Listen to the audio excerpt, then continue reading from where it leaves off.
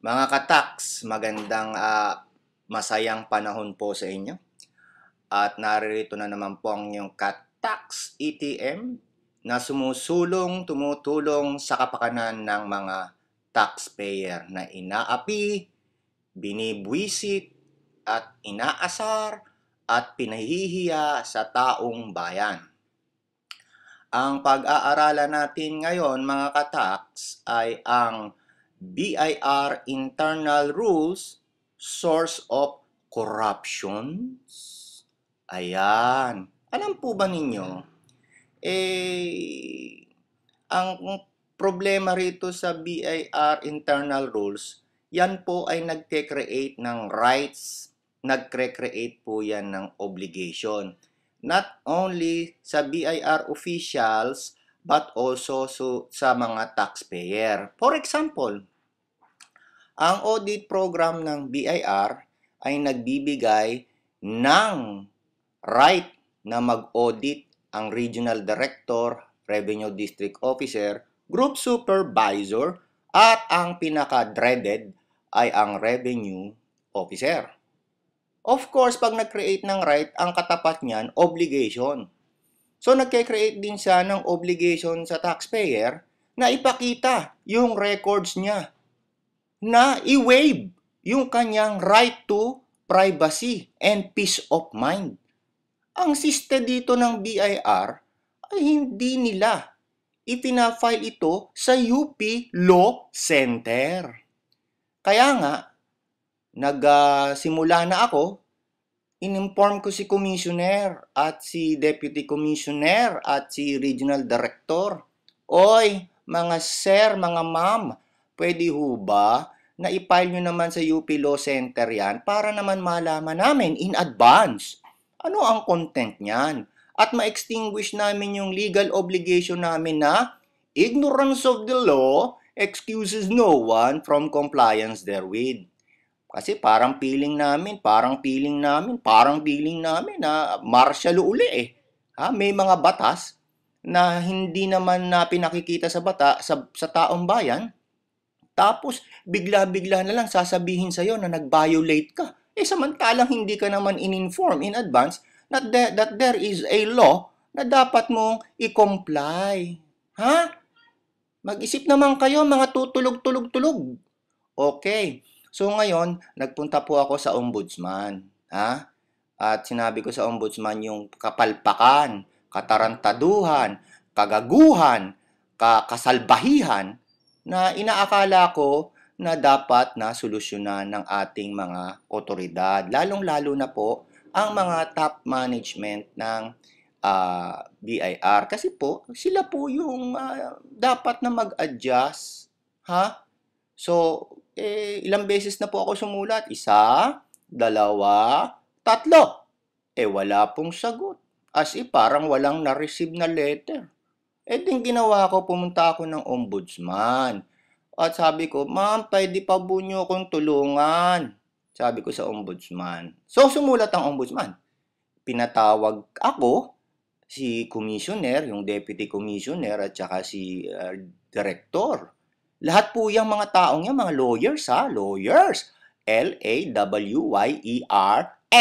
lawyers. Aba, noong December 14, nagpadala ho ng tao. Isang lalaki na itatago natin sa pangalang Dakat. Aba, ito pa lang si Dakat, di nagsimula na po yung hearing. Aba, sabi niya, tinanong siya, ano authority mo? Sabi ng ombudsman. Ako po ay nagre-represent ng buong BIR. Aba, okay ka ako Tinanong ko siya, kung ikaw ay nagre-represent ng buong BIR, nasaan yung Revenue Special Order na pirmado ni Commissioner? Natulala yung tao. Walang dala. Internal rules yun Bakit hindi mo alam? Tapos naglabas siya ng isang dokumento. Nilabas niya, SPA, pirmado ni Deputy. Hindi pa notaryado. Ano ba yan? Yung rules ninyo, hindi man lang ninyo kung internal rule yan, ba't hindi ninyo pinatutupad ng maayos? Binabastos nyo naman po yung mga karapatan ng tao. Ano po ba yan? Alam po ninyo, dapat po na yung internal rules ninyo ay pa-receive nyo sa UP Law Center to be effective. Ha? So, nangyari po, sabi ko, huwag na tayo mag-usap. Binabastos naman talaga sa isip ko, binabastos ninyo ko ng buong taxpayer So, huwag na tayo mag-usap.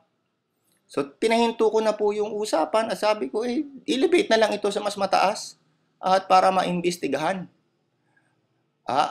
Alam po ninyo, kung babasahin nyo yung history ng BIR, ang Revenue Memorandum Circular, Revenue Audit Memorandum Order, at Revenue Memorandum Audit Memorandum Order, Revenue Memorandum Order, required ho yung i-file sa UP Law Center. At yan po ay magiging effective under the 1987 Administrative Code 15 days from the date na yan po ay na-file. Ang SISTE, hindi po pinapile. Pagkatapos, pinipilit, binubuli, pinablap ang mga taxpayer at sasabihin hindi sila nagko-comply sa rules. Hindi nga mo sinagmit sa UP Law Center, paano namin i-comply? Sumunod lang ho tayo sa batas. Ngayon po, kayong mga nakikinig dyan, kung meron kayong letter of authority, mission order, tax verification notice, inventory surveillance, tax mapping, yan pong mga revenue regulation, revenue memorandum order, revenue memorandum circular na yan, ay hindi po ipinahal sa UP Law Center. Ibigay niyo po kay Mr. ETM ang katax ninyo at ito po ay tutulungan kayo ni ETM. Kahit na tulong po pag sinabing tulong, hindi ko pa yung sisingilin. Bahala na po kayo para tumulong din sa iba.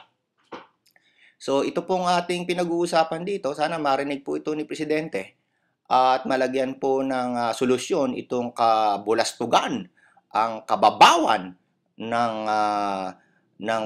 ito yung kababawan ito tingin ko ang mother of graft and corruption to make ignorant ang mga taxpayer. It's 9 o'clock.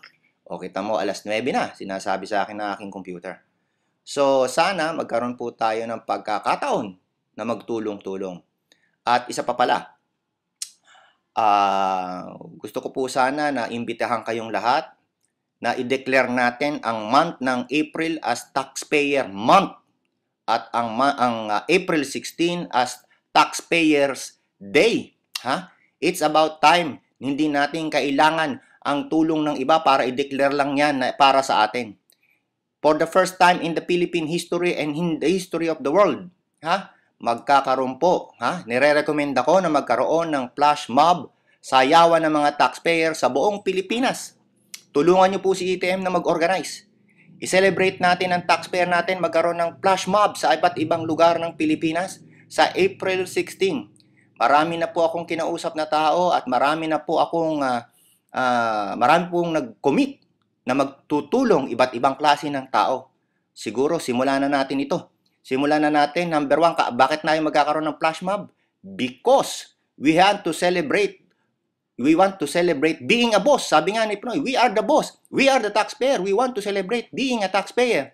And of course, we want to protest yung graft and corruption, yung harassment na ginagawa ng mga taong yan sa mga taxpayer. So, tulungan nyo po si Katax ETM. Maglalagay po ako ng fan page. Hindi ko pang ako marunong gumawa ng Facebook, pero pipilitin ko sa araw na to. Kaya, magtulong-tulong po tayo. Tulungan ninyo ako. Paano natin ito mapapalaganap? At tuturuan ko kayo kung paano mag-comply ng tama sa batas para hindi po kayo maharas. Magbayad po tayo ng tamang buwis. At pwede nyo, kung meron po kayong mga concern, i-text nyo po ang aking opisina at tawagan nyo po ako.